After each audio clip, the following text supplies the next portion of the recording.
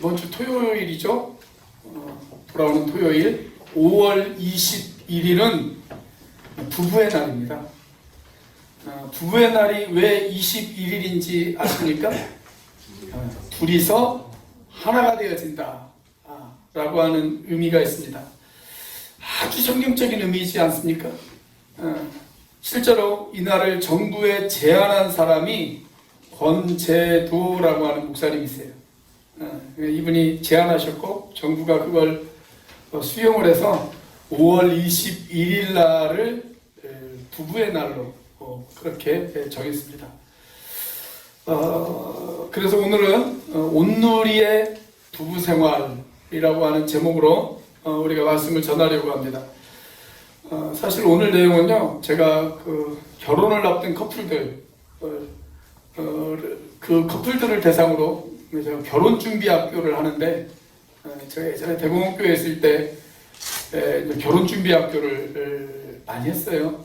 결혼준비학교 때 줄기차게 강조하는 내용이 오늘 내용입니다. 참고로 저는 결혼을 앞둔 두 사람이 저에게 와서 결혼준비학교를 하지 않으면 주례를 포함한 그 어떤 순서도 맞지 않을 예정입니다. 아셨죠, 강인행제? 예. 제가 한 자매의 이야기로 오늘 설교를 시작하려고 합니다. 이 자매는 아직도 끝나지 않은 공부를 계속하면서 결혼 생활을 시작해야만 했던 그런 자매였습니다. 이 자매가 자신의 가정 생활을 묘사하면서 이런 이야기를 했어요. 나는 공부를 하면서 집안 살림과 육아를 전담하였고 남편은 직장 일에만 매달려야 했다. 그는 대부분 11시가 넘어서야 집에 들어왔다. 술에 취해 들어오는 날도 적지 않았다. 남편을 직장에 완전히 빼앗긴 느낌이었다. 늘 힘들어하던 그는 휴일에는 쉬어야 한다는 생각이 몹시도 강했다. 집안일을 도와주거나 잠시라도 아이들을 돌봐서 아내에게 쉴 수 있는 시간을 주어야겠다는 생각은 꿈에도 못하는 눈치였다. 그로 인해 나는 평일보다 휴일에 마음이 상한 적이 더 많았다. 나는 책 한 권 읽을 여유가 없이 사는데 온종일 누워서 재미있는 책을 읽고 있는 남편이 야속해 남편에게 짜증을 부린 어느 일요일 오후였다. 남편은 갑자기 화를 폭발하면서 내가 집에 와서 책도 못 읽어 라고 소리치면서 읽고 있던 책을 갈기갈기 찢어 던져버리는 것이 아닌가. 쉬면서 재충전하고 싶다는 그의 욕구와 휴일이나마 남편의 보살핌과 도움을 받고 싶었던 나의 욕구가 정면으로 충돌하던 충격적인 기억이었다. 서로의 삶에 무관심해지고 각자가 맡은 임무를 수행하는 것으로만 남편과 아내의 의무를 다했다고 생각하자 우리 관계는 아무런 윤기도 흐르지 않는 삭막한 관계가 되었다. 별일 아닌 일에 꼬투리를 잡게 되고 죄책감과 당황함을 느끼게 되고 서로에 대한 용서와 관대함은 사라져갔다. 이랬던 이 자매가 어느 날 자기 가정에 일어난 변화에 대해서 이렇게 고백을 합니다. 그렇게 살던 우리에게 특별한 일이 일어나기 시작했다. 40을 넘긴 남편이 하나님을 사랑하고 하나님께 순종하면서 변화되기 시작했고 동일한 변화가 1년 뒤에 내게도 시작되었다. 이로 인해 우리 부부는 중년의 나이에 주책 없이 신혼기를 맞게 되었다. 연애 때나 신혼 때도 맛보지 못했던 깊은 사랑과 연합의 즐거움을 알게 된 것이다. 이렇게 기적처럼 변화된 부부 생활을 경험하게 된 이 자매는 자신들에게 찾아온 이 놀라운 변화를 책으로 출간하기 시작합니다. 그 책의 제목이 우리들의 거듭난 결혼 이야기라고 하는 책입니다. 이 부부는 그전부터 교회를 출석을 하고 있었어요. 그래서 늘 듣던 말씀이었고 늘 알고 있던 그 말씀이었습니다. 그런데 어느 날 그 말씀을 붙들고 살아가겠다고 작정했어요. 그 말씀이 바로 오늘 본문이에요. 이 부부가 변화되어진 결정적인 계기가 되어졌던 말씀, 오늘 본문입니다. 오늘 본문의 말씀을 그들이 붙들고 그 말씀대로 살겠다고 작정한 순간 이 가정에 변화가 시작되어진 것입니다. 저는 하나님의 말씀에 순종하기로 작정하는 정상적인 그리스도인이라면 부부 생활에도 이런 변화가 반드시 찾아온다고 믿는 사람입니다. 아직 이런 변화를 경험하지 못했다 라고 그런다면 내가 과연 정상적인 그리스도인인가를 한번 의심해 보시기를 바랍니다. 그렇다면 오늘 본문을 근거로 해서 그리스도인의 부부생활, 성경이 우리 온누리교회를 향해서 이야기하는 정상적인 그리스도인의 모습, 그리스도인 부부의 모습은 어떤 모습일까요? 첫째, 부모로부터의 온전한 떠남이 있어야 합니다. 부모로부터의 온전한 떠남이 있어야 합니다. 자, 바울사도는 오늘 본문 22절 이하에서 성령의 지배를 받는 그리스도인의 삶을 가르치면서 먼저 부부관계의 이야기를 하고 있습니다. 자, 22절이 아내들이여 라고 하는 말로 시작을 하죠. 자, 그리고 25절 말씀을 보면 남편들아 라고 하는 말로 시작합니다. 자, 누구를 먼저 불렀습니까? 아내를 먼저 불렀습니다. 성경은 철저하게 레이디 퍼스트의 원칙을 지키고 있습니다. 자, 이렇게 부부관계에 대해서 이야기하던 바울은 이제 6장으로 가보면 부모와 자녀들에 대해서 이야기를 하고 있어요. 우리가 지지난주에 이미 살펴보았죠. 어린이날과 어버이날이 부부의 날보다 앞에 있기 때문에 우리가 어쩔 수 없이 에베소서의 6장을 먼저 지지난주에 살펴보았지만 사실 부모와 자녀를 향해서 이야기하기 이전에 이미 바울은 부부에 대해서 이야기하고 있다는 것을 우리가 주목할 필요가 있습니다. 사실 가정은요, 자녀가 없이도 성립이 되어질 수가 있죠. 부부 두 사람의 언약만으로도 얼마든지 한 가정은 탄생되어질 수가 있습니다. 자, 그것이 31절에 소개가 되어지고 있습니다. 자, 31절 같이 한번 읽어보겠습니다. 시작.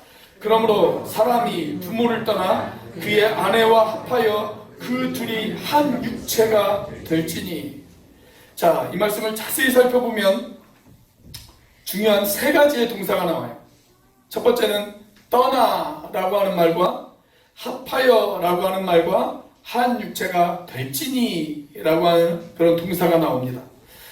자, 이게 우리나라 성경으로는 조금 느낌이 별로 안 사는데 영어 성경으로 보면 이 세 동사가 아주 비슷한 단어로 이루어져 있습니다. 떠나다라고 하는 live와 합하다라고 하는 cleave, 한 육체가 되다, 엮이다라고 하는 weave 이렇게 되어 있어요. live, cleave, weave. 발음까지 비슷하지 않습니까? 그렇게 되어 있습니다. 자, 여러분, 성경적인 가정 어떻게 만들어질까요? 일단은 떠나야 됩니다. 떠나야 돼요. 신랑과 신부가 양쪽 부모를 떠나야 됩니다. 자, 그 다음 신랑과 신부가 합해야 합니다. 그리고 둘이 한 몸으로 엮여야 합니다. 자, 다 손을 내미세요. 저를 따라서 하십시오. 떠나야 합니다. 합해야 합니다. 엮여야 합니다.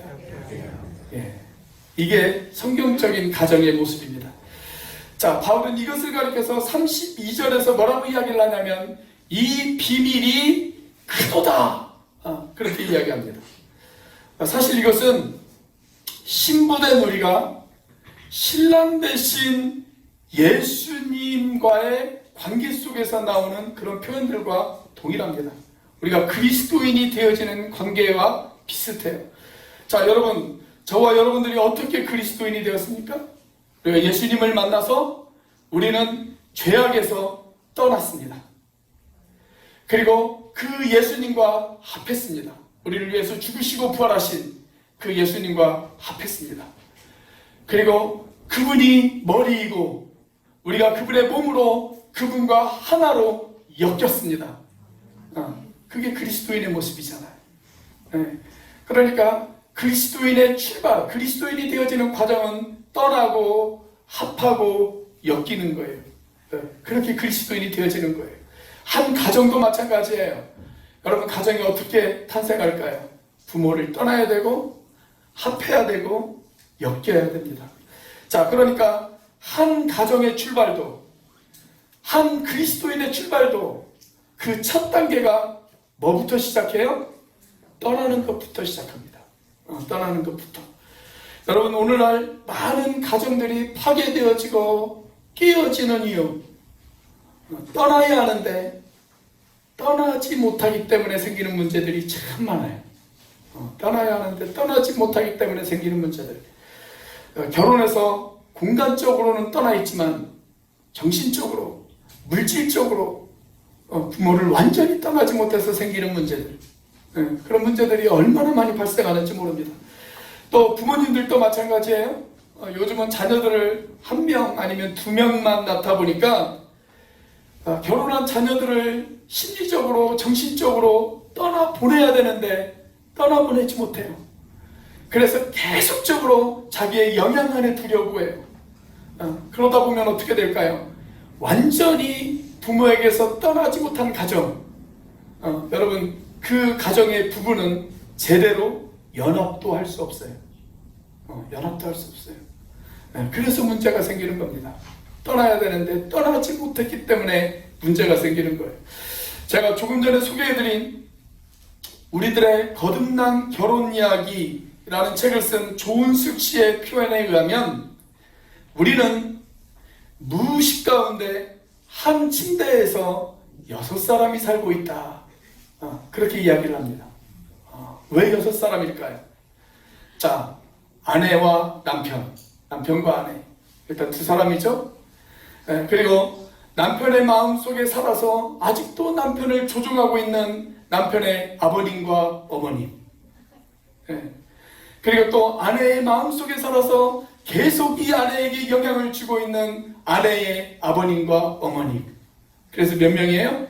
6명이에요. 여러분, 이 6명이 한 침대에서 살려고 하니까 얼마나 복잡하겠습니까? 얼마나 복잡하겠어요.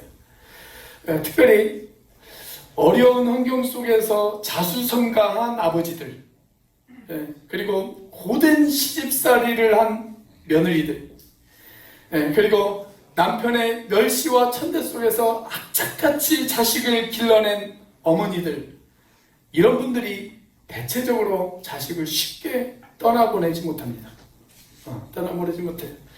그러므로 사랑하는 여러분, 이미 자녀들이 결혼했다면 그들이 홀로 설 수 있도록 그들을 떠나보내십시오. 떠나보내십시오. 정신적으로, 물질적으로 그들을 떠나보내셔야 합니다. 떠나보내셔야 합니다. 아직 자녀들이 결혼하지 않았습니까? 그렇다면 지금부터 그 자녀들을 떠나보낼 준비를 하십시오. 떠나보낼 준비를 하십시오. 가장 좋은 준비가 뭘까요? 가장 좋은 준비, 지금 내 옆에 있는 내 배우자와 더 많은 시간을 갖는 것입니다. 더 많은 시간을 갖는 것. 여러분, 부부관계가 좋으면 자녀를 떠나보내고 나도 그 뒤에 찾아오는 후유증과 그 뒤에 찾아오는 공허함과 허전함이 좀 빨리 치유되어질 수가 있어요. 그런데 부부관계가 좋지 않으면 자녀들을 떠나보내고 난 뒤에 계속 이런 생각을 한단 말이죠. 내가 너를 어떻게 키웠는데, 그러면서 계속 간섭하려고 그래요. 그들에게 계속 영향을 주려고 그럽니다. 여러분, 그것은 결국 자녀들을 망치는 길이고 본인의 삶도 망가지는 길입니다. 그러므로 나를 위해서, 또 여러분들의 자녀들을 위해서 떠나보내는 훈련을 하셔야 됩니다. 자, 그러기 위해서는 부부가 더 많은 시간을 가져야 돼요. 그렇게 부부가 더 많은 시간을 가져서 아름다운 노년의 부부가 되어진 한 쌍의 노부부의 모습을 잠깐 동영상으로 보도록 하겠습니다. Honey, I'm going Yeah. to show you a trick. Okay, show me a trick. See the penny? I see the penny. I'll put this bottle of water right on top of the penny. Okay, And I'm going to put this over it. okay. And when I say the magic words, Yeah, the penny's going to go inside the bottle. really? Yes. Okay, let me see this happen. Okay.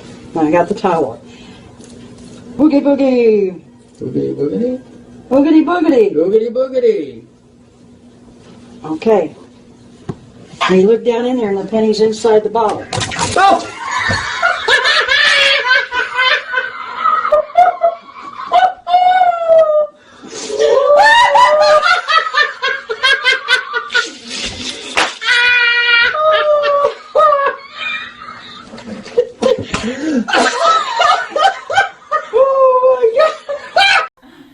아름답지 않습니까?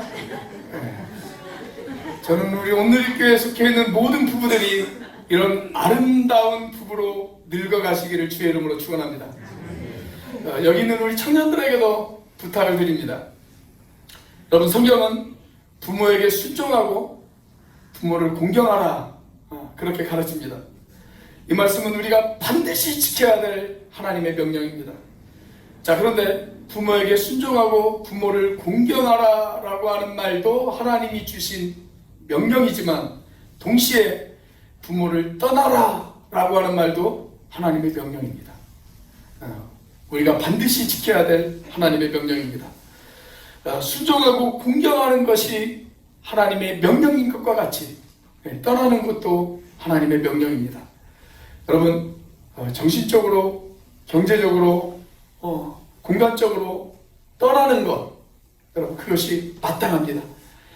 내가 결혼했다면 나에게 있어서 이제 가장 중요한 사람은 누구냐면 내 배우자예요. 남편에게 있어서 가장 중요한 사람, 그 인생에 있어서 가장 중요한 사람은 부모님이 아니에요. 그 배우자예요. 자기 아내예요.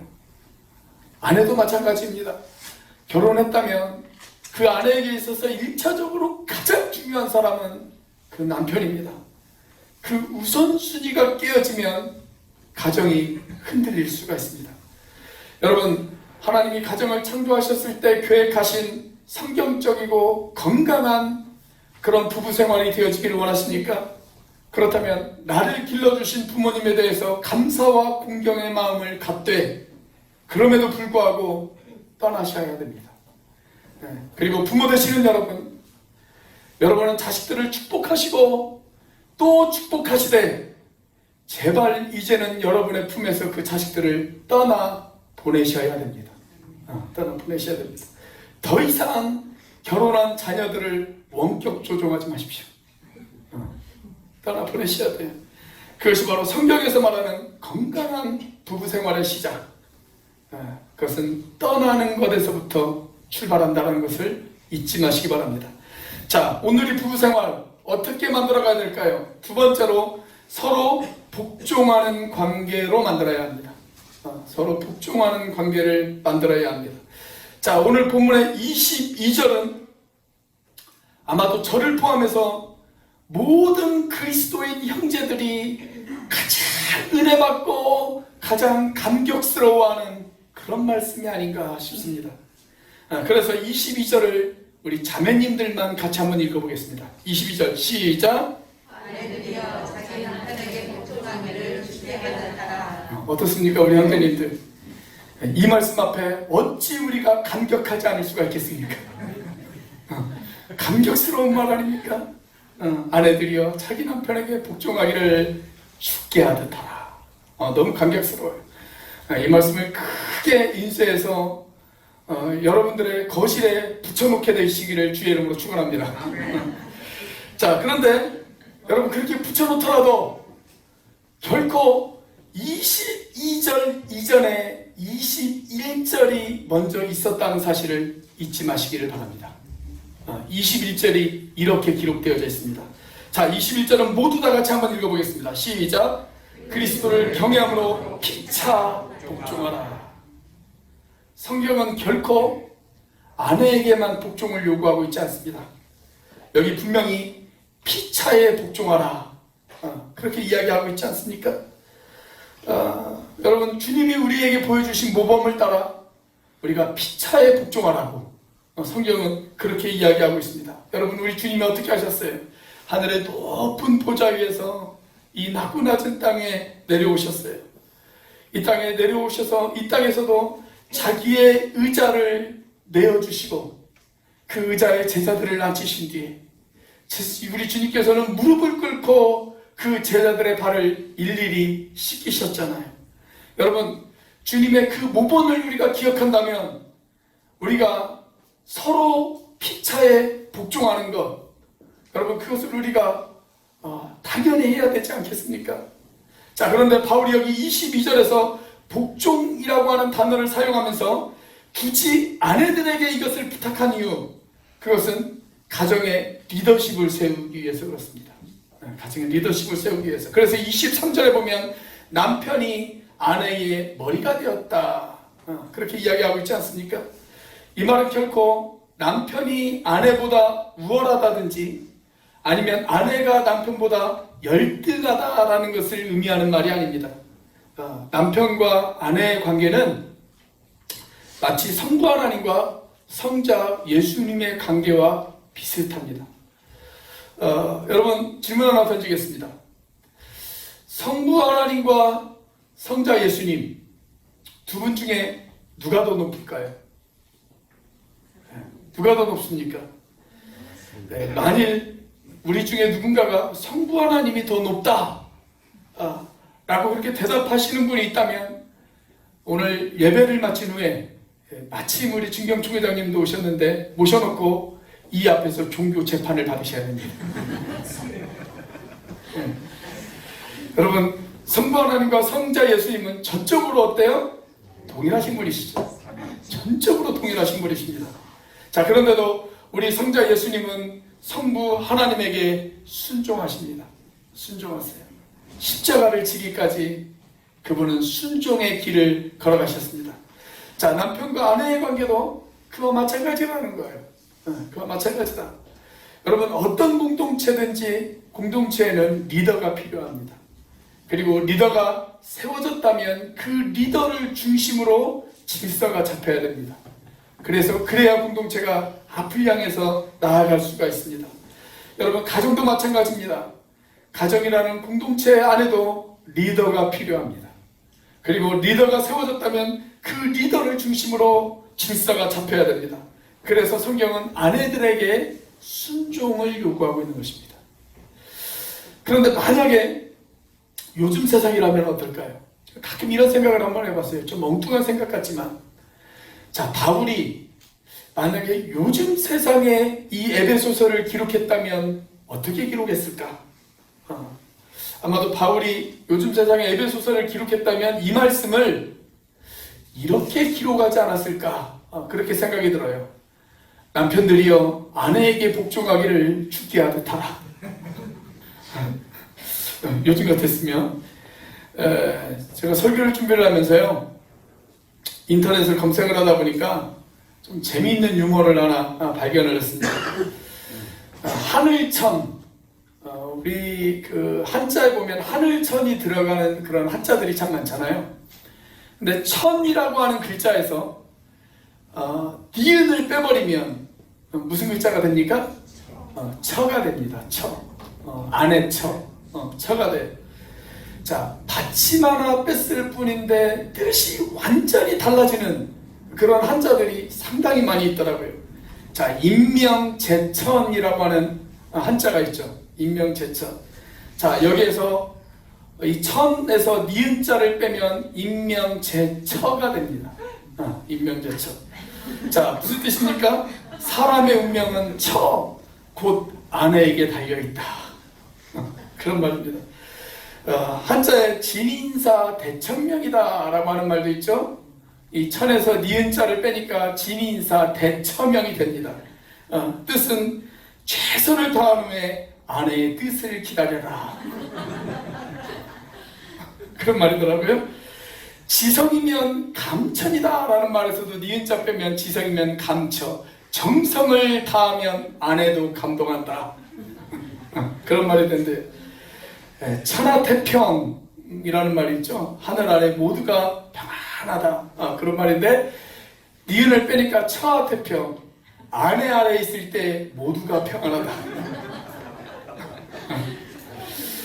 제가 제일 공감 가는 말이 하나 있더라고요. 무슨 말이냐면 사필귀천이라고 하는 말입니다. 사필귀천. 무슨 뜻을 가지고 있냐면 모든 일은 결국 하늘의 순리에 따라서 풀리게 되어져 있다. 그런 뜻이죠. 이것도 니은자를 빼니까 사필귀처가 됩니다. 뜻이 어떤 뜻을 가지고 있냐면 중요한 결정은 결국 아내의 뜻에 따르게 된다. 공감이 가지 않습니까? 상당히 공감이 가더라고요. 자, 그런데 우리가 분명히 알아야 될 것이 있어요. 여기 성경에서 이야기하고 있는 복종. 이 복종이라고 하고 있는 단어가 결코 불종을 이야기하는 단어는 아닙니다. 여러분, 성경에서 복종이라고 하는 말의 원래 의미는 어떤 의미를 가지고 있냐면 잘 듣는다라고 하는 의미를 가지고 있어요. 잘 듣는다. 상대방을 존중하고 상대방의 말에 귀를 기울이는 것, 그게 복종이에요. 자, 노예를 한번 생각해 보십시오. 옛날에 노예들은 주인 옆에 있어요. 주인이 무엇을 하든 노예의 시선은 주인을 떠나지 않습니다. 주인을 따라다녀요. 주인이 가는 곳을 노예는 계속 바라봅니다. 그리고 그 주인의 입에서 나오는 말에 귀를 기울입니다. 그래야 주인이 명령할 때 즉각적으로 순종할 수가 있잖아요. 그래서 복종이라고 하는 말의 원래 성경적 의미는 잘 듣는다, 이런 의미예요. 잘 듣는다. 자, 다시 우리들의 거듭난 결혼 이야기의 저자 조은숙 자매의 이야기로 돌아가도록 하겠습니다. 이 자매는 자신의 가정을 결정적으로 살렸던 말씀, 그 말씀이 바로 이 말씀, 그리스도를 경외함으로 피차에 복종하라, 이 말씀이었다고 그녀는 간증합니다. 그의 남편이 예수님을 만나고 거듭나면서 성령이 그 남편의 마음 가운데 역사하기 시작하자 그 남편에게 일어난 가장 놀라운 변화 가운데 하나는 뭐였냐면 그 아내의 잔소리도 싫은 내색 없이 경청하는 자세였다 라고 그렇게 이야기합니다. 자, 이 조은숙 자매가 느꼈던 남편의 변화된 모습을 직접 한번 들어보세요. 이렇게 이야기했습니다. 내 말에 귀를 기울여주는 남편의 모습은 나를 깜짝 놀라게 했다. 내 이야기를 귓등으로도 안 들어 나를 지치게 했던 남편이 아니었던가. 아내인 나를 섬겨주는 남편을 보며 나 또한 섬김을 받는 자로만 군림하고 싶은 생각이 없어졌다. 나는 전보다 남편을 존경하게 되었고 다른 사람 앞에서 그를 높여주게 되었으며 그의 사랑하는 아내가 되기 위해 순종을 노력하게 되었다. 이런 변화에는 아무런 말다툼이나 논쟁이 필요 없었다. 그리스도를 경외함으로 피차에 복종하라는 주님의 가르침만 있을 뿐이었다. 바로 이것이 성경적인 복종의 모습입니다. 복종의 모습. 자, 부부가 같이 앉았다면 부부끼리 서로 째려보면서 한번 인사를 해보시고요.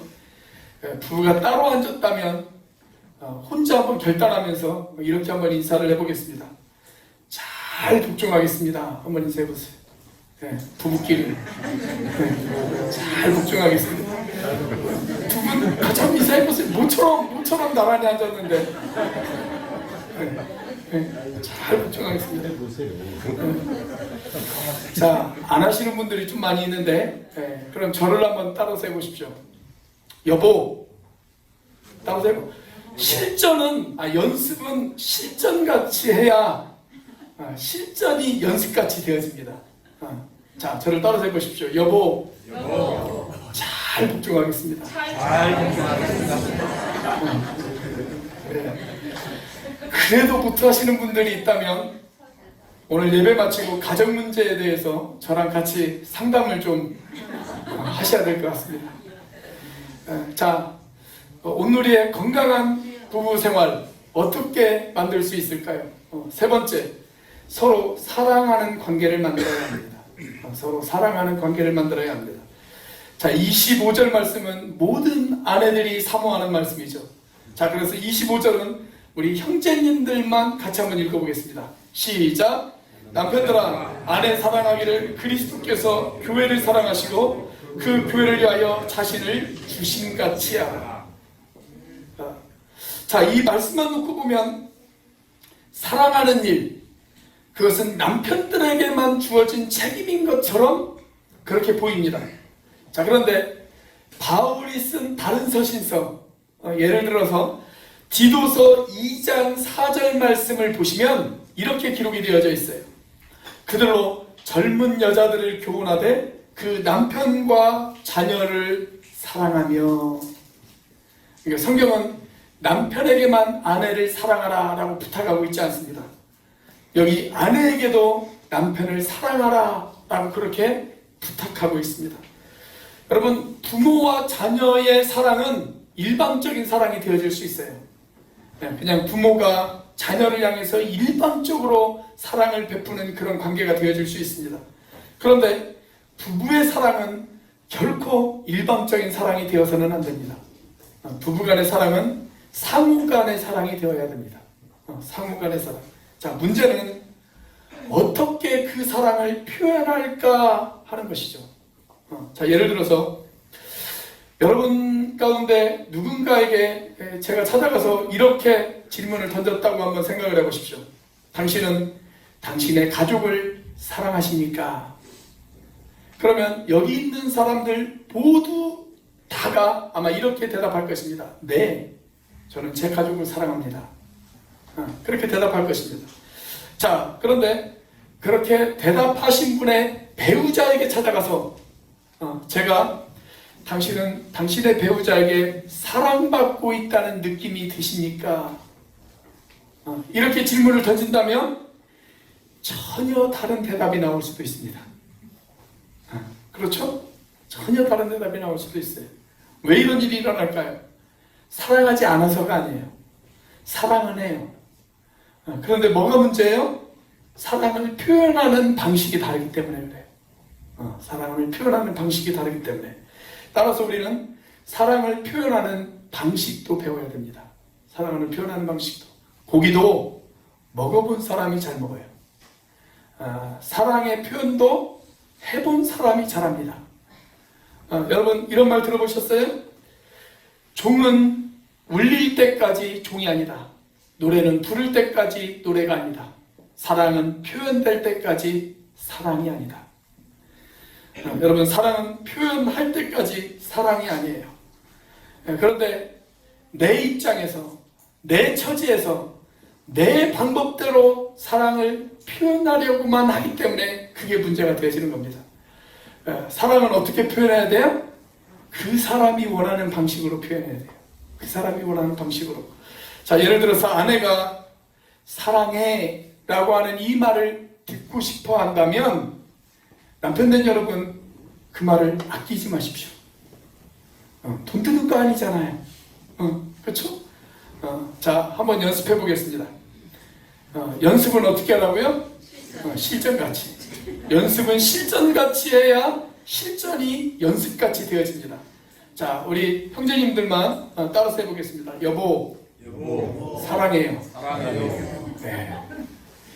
자, 어떤 아내는 몸짓으로 또는 태도로 또는 스킨십으로 그렇게 사랑받기를 원하는 아내도 있어요. 그렇게 해주십시오. 아끼지 않고 그렇게 해주십시오. 자, 아내들도 마찬가지예요. 어떤 남편은 밖에서 엄청나게 스트레스를 받고 집으로 들어오는 남편들이 있죠. 이런 남편들이 가장 원하는 공간이 있습니다.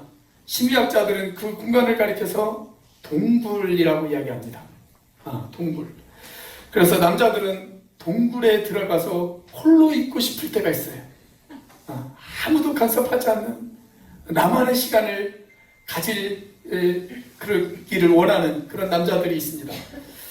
자, 그 동굴에 들어가고 싶은 남자들이 많을까요? 적을까요? 네, 엄청 많습니다. 엄청 많아요. 직장에서 스트레스 받고, 아내에게도 잔소리 듣고, 자녀들에게도 무시당하고, 그래서 동굴로 들어가고 싶어하는 남자들이 얼마나 많은지 몰라요. 제가 그 증거를 하나 보여드릴까요? 여기 앉아 계신 자매님들 가운데 혹시 이 이야기가 우리 집 이야기다 라고 생각이 드는지 한번 잘 고민을 해보시고 이야기를 들어보시기를 바랍니다. 지난 10년 동안 대한민국 40대, 50대, 60대 남자들이 가장 많이 본 TV 프로그램이 딱 하나 있습니다. 딱 하나. 그 프로그램의 제목이 뭐냐면 나는 자연인이다. 이 제목은 웃긴 제목이 아닌데요. 이 제목만 이야기해도 사람들이 웃어요. 자, 여러분들이 가정 가운데 남편들이 혹시 나는 자연인이다 라고 하는 이 프로그램을 즐겨 본다거나 아니면 그 프로그램을 보면서 나도 저렇게 살고 싶다 라는 이야기를 한다거나 그렇다면 그 남편은 지금 동굴로 들어가고 싶은 겁니다. 동굴로 들어가고 싶은 거예요. 여러분, 그 프로그램에 세련되고 멋진 식당이 나옵니까? 안 나옵니까? 안 나옵니다. 한 번도 안 나옵니다. 한 번도 안 나와요. 거기 사는 사람들은 어떻게 살아요? 전기도 없이 도로도 없는 냉지에서 막 그렇게 살아요. 어떤 때 보니까 한겨울에 얼음 깨트리고 그 속에 들어가서 샤워해요. 그러면서 나는 행복합니다. 나는 행복합니다. 그렇게 이야기를 합니다. 여러분, 그런데 아파트에서 따뜻한 데서 편하게 사는 남자들이 그걸 부러워해요. 그걸 부러워해요. 심리학자들은 이것을 가리켜서 은신하고 싶어하는 남성 심리다 그렇게 이야기합니다. 동굴에 들어가고 싶어하는 남성의 심리 상태다. 그렇게 이야기를 해요. 여러분, 그런 말 들어보셨어요? 모든 남자는 자신만의 동굴을 가지고 있다. 모든 남자는 자신만의 동굴을 가지고 있어요. 자, 그 남편들이 동굴에 들어갔을 때 여기 있는 자매님들 어떻게 하시겠습니까? 이렇게 한번 해보시지 않겠어요? 그 동굴에서 편히 쉬세요. 그 동굴에서 편히 쉬세요. 자, 그렇다고 이렇게 행동하시면 안 돼요. 부산에 사는 어떤 권사님의 대답인데, 부산에 그 어떤 큰 대형 교회가 있는데요. 그 교회 그 유명한 강사님이 그 교회를 청빙을 받았어요. 강의를 하러. 권사님들에게 질문을 던졌답니다. 권사님들만 다 모여있는 자리인데 권사님들에게 질문을 던졌대요. 남편이 동굴에 들어가면 어떻게 하시겠습니까? 그렇게 질문을 던졌더니 한 권사님이 이렇게 대답을 하더랍니다.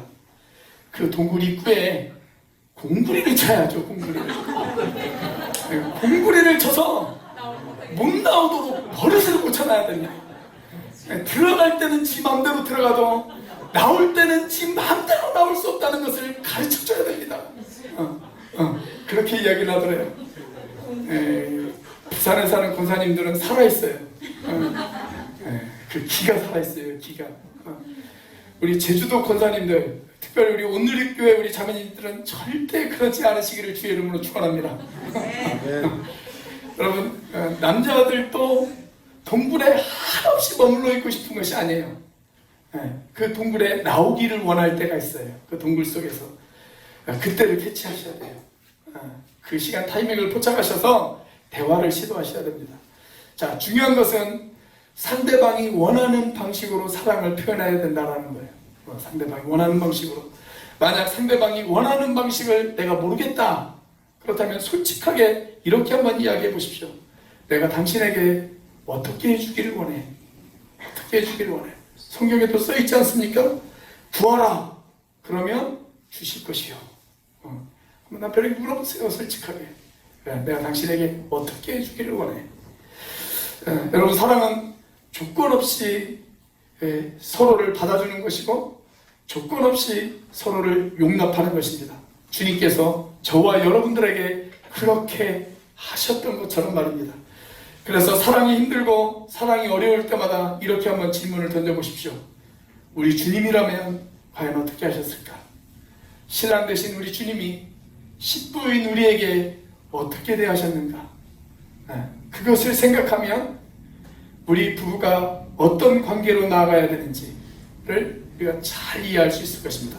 자, 마지막, 오늘 우리의 부부 생활 어떻게 만들어가야 할까요? 네 번째로, 주님의 은혜가 궁극적인 소망이 되어야 합니다.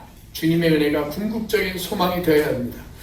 자, 우리가 최선을 다해서 사랑을 한다고 할지라도 인간의 최선에는 언제나 한계가 있죠. 한계가 있습니다. 그래서 우리에게는 인간의 한계를 넘어서는 주님의 은혜가 필요합니다. 부부관계도 마찬가지예요.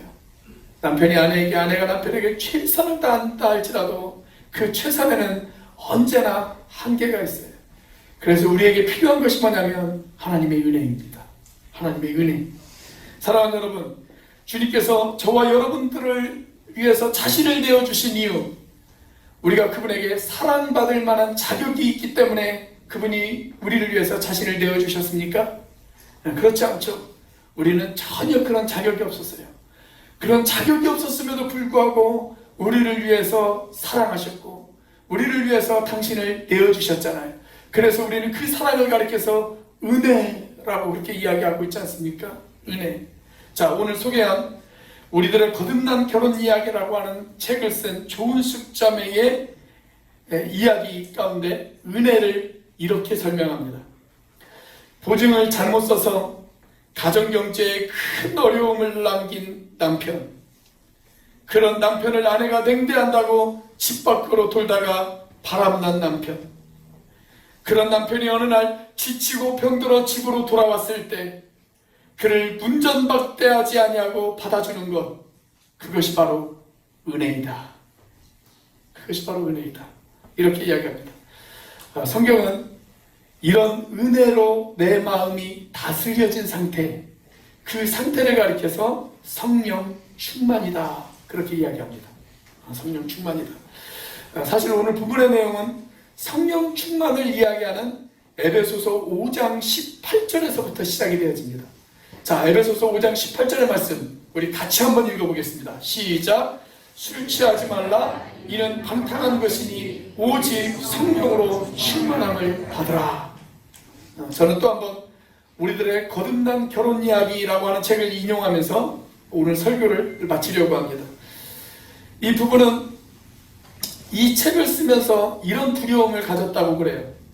여보, 우리가 이 책을 써놓고 우리 부부가 이렇게 변했다고 떠들어 놓고 우리가 다시 옛날로 돌아가면 어떻게 하지? 이런 두려움과 걱정과 염려가 이 부부 가운데 있었다고 그래요. 자, 결국 이 부부는 두 사람이 대화를 하면서 이 문제에 대한 해답, 그것은 결국 성령 충만만이 답이다. 그렇게 결론을 내렸습니다. 자, 이 자매의 고백을 직접 한번 들어보십시오. 이렇게 이야기를 합니다. 그렇다. 기도하지 않고 성령 충만하지 않고 어떻게 내가 먼저 섬기고 어떻게 내가 먼저 용서하고 어떻게 내가 먼저 사랑한다고 말할 수 있을까? 맨정신으로는 도저히 그렇게 못한다.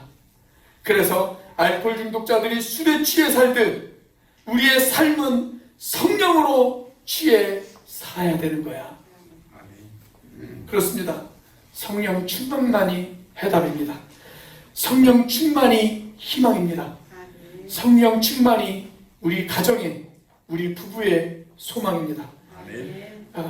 성령 충만한 남편이 되어지고 성령 충만한 아내가 되어지는 것, 여러분, 그것만이 우리들의 부부 생활이 건강하고 하나님께서 원하시는 부부가 되어줄 수 있는 유일한 해답입니다.